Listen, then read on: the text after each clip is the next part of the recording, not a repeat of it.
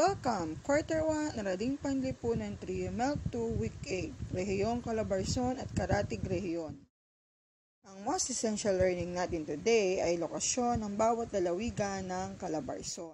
Sa araling ito, malalaman natin ang tamang lokasyon ng bawat lalawigan ng Rehiyon 4A Calabarzon gamit ang cardinal o pangunahing direksyon.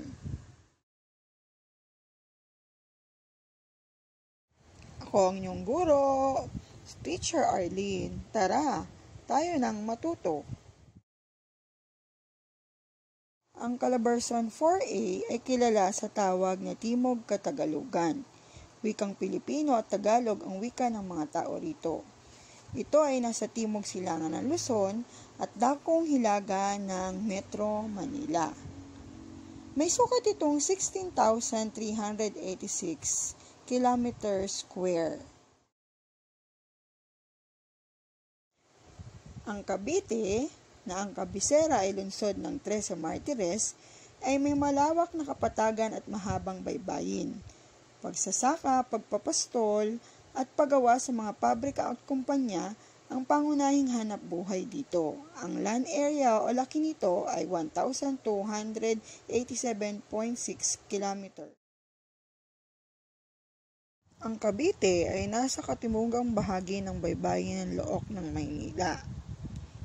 Sa gawing silangan ay ang Laguna, sa gawing timog naman ay Batangas, at sa kanluran naman ay matatagpuan ang kanlurang dagat ng Pilipinas or West Philippine Sea.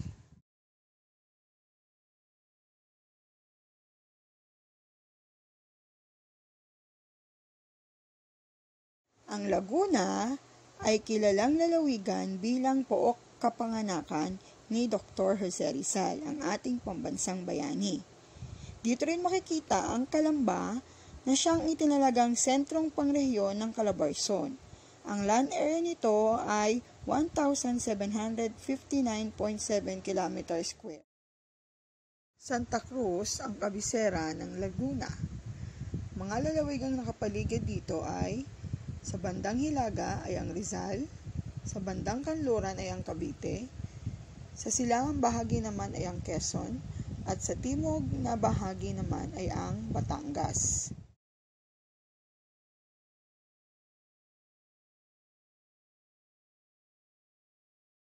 Ang Batangas City ang kabisera ng Batangas. Matatagpuan din dito ang Bulkang Taal na siyang pinakamaliit na aktibong bulkan sa buong daigdig. Ang land area naman ng Batangas ay 3,165.8 km square. Nasa timog kanlurang bahagi ng Luzon ang Batangas. Mga lalawigan na nakapaligid dito ay sa bandang hilaga ay ang Cavite at Laguna, sa bandang timog ay ang Mindoro, sa silangang bahagi ay ang Quezon at sa kanlurang bahagi naman ay ang kanlurang dagat ng Pilipinas.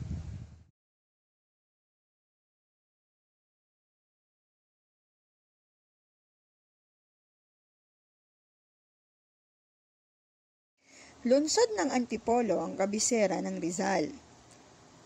Malaking bahagi nito ay bulubundukin at maliit lamang ang bahaging kapatagan. Ang land area ng Rizal ay 1,308.9 km square. 16 na kilometro ang layo ng Rizal sa silangang bahagi ng Metro Manila.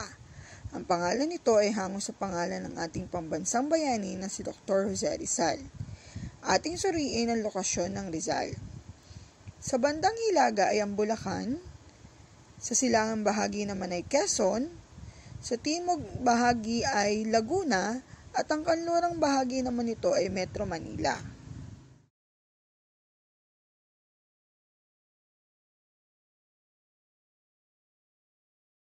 Ang lungsod ng Lucena ang kabisera ng lalawigan ng Quezon. Ipinangalan ito sa dating Pangulong Manuel L. Quezon. Maliit ang bahagi ng lalawigan ay kapatagan at malaking bahagi nito ay kabundukan. Ang land area ng Quezon ay maabot ng 8,842.8 km square. Ang Quezon Province ang ika-8 sa pinakamalaking lalawigan sa bansa. Sa hilagang bahagi nito ay ang Aurora. Sa silangang bahagi naman nito ay ang Camarines Norte. Matatagpuan naman ang Dagat Sibuyan sa timog bahagi ng Quezon at Bulacan at Rizal sa kanlurang bahagi. Makikita sa buong kahabaan ng Quezon ang malaking bahagi ng bundok ng Sierra Madre na umaabot hanggang sa lalawigan ng Rizal at Laguna. May mataas na bahagi din ang lalawigan ng Cavite at Batangas, ngunit ang kalakahan nito ay Kapatagan.